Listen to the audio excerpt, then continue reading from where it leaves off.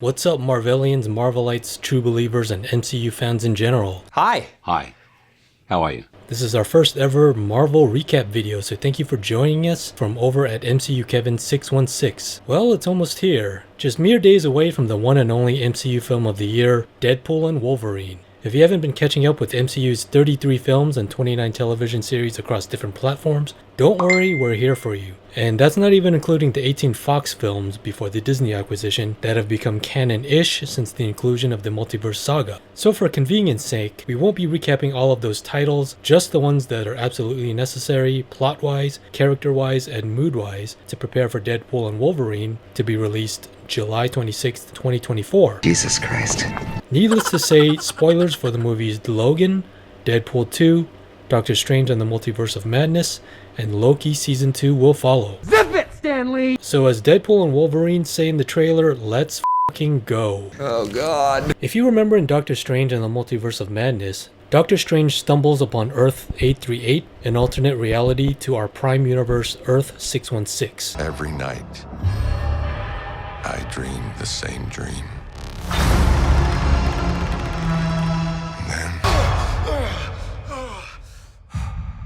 The nightmare begins. In this universe, the existence of Inhumans and mutants are made public as we meet Black Bolt, Captain Carter, Maria Rambeau aka Captain Marvel, Mr. Fantastic, and Professor X, who have formed the Illuminati, a council to make difficult choices in defending their universe.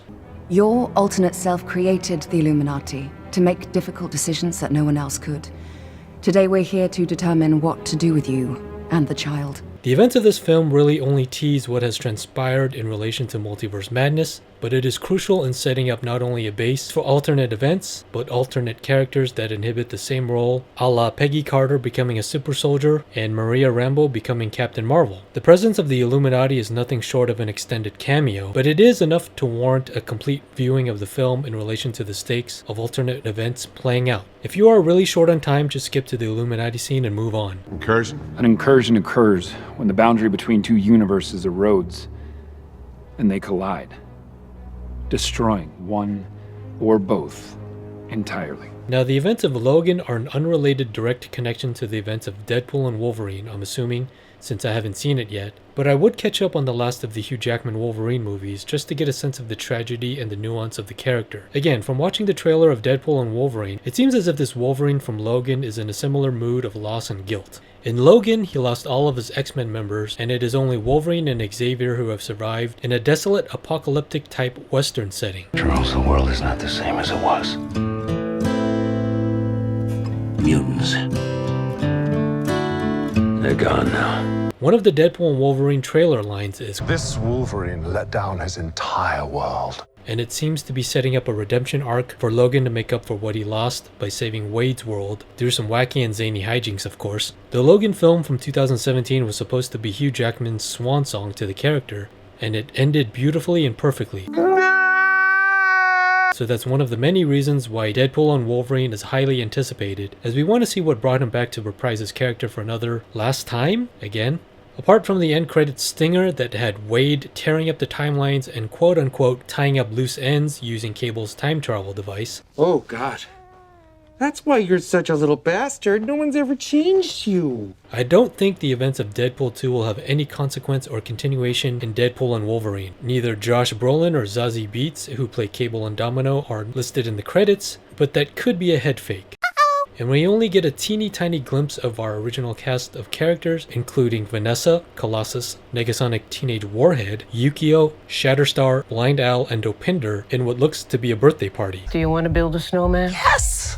But I can't. But the rest of the A storyline seems to focus on Wade stumbling into an alternate reality that features Logan and a demolished 20th Century Fox logo, and they need to stop Cassandra Nova from obliterating the timeline with the help of the TVA, I'm gathering from the money shots in the trailer. Even so, I would catch up on Deadpool 2 just because it's the last Deadpool film. Wait, no. Stop! What in the actual ass? Dale, why are the visual effects not done? It's a metal arm. It's not like we're trying to remove a mustache. And to get in the mood of snarky, fast, and foul-mouthed Wade Wilson and his fourth wall breaking antics. Hello there, it's Deadpool. It's really just to get a sense of the world, because I'm sure the third film will match and possibly top the absurdist and irreverent nature of the Deadpool universe. So enjoy the rewatch, I know I will. Would you look at that? It seems like we have ourselves a finished painting. Alright, so here's where it gets a bit tricky. The multiverse is extremely complicated, so watching Loki is a must. If you have the time, I would definitely recommend watching both seasons of Loki, since the origins of the Time Variance Authority and multiverse antics are broken down rather simply in the first season. But if you must skip one season, I would skip the first, since we need to be caught up with the events of the TVA and their dealings in Loki Season 2. You can trust me. Loki, I've studied almost every moment of your entire life. You've literally stabbed people in the back like 50 times. Why never do it again? I know it will be jarring to just jump in the middle of Season 2. Hello? Especially if it's been a while since you've seen Season 1. Try watching a Loki Season 1 recap video, sorry we couldn't provide it here, and a multiverse explainer video or subreddit. We have a little bit of a situation we wanted to run by you. It's difficult to sum up in a portion of an 8-minute video, but the gist of the events are that there's a main timeline called the sacred timeline. When an alternate reality branches off into its own timeline, it's called a Nexus event. Whatever it was, stepping off your path created a Nexus event, which left unchecked could branch off into madness, leading to another multiversal war. And the TVA exists to prune or cut off that timeline that deviates from the sacred timeline. The TVA has stepped in to fix your mistake and set time back on its predetermined path. However, there are consequences, as there exist actual lives and souls in all branched timelines, and when they are pruned, they are carried through to a rift at the end of time, basically oblivion.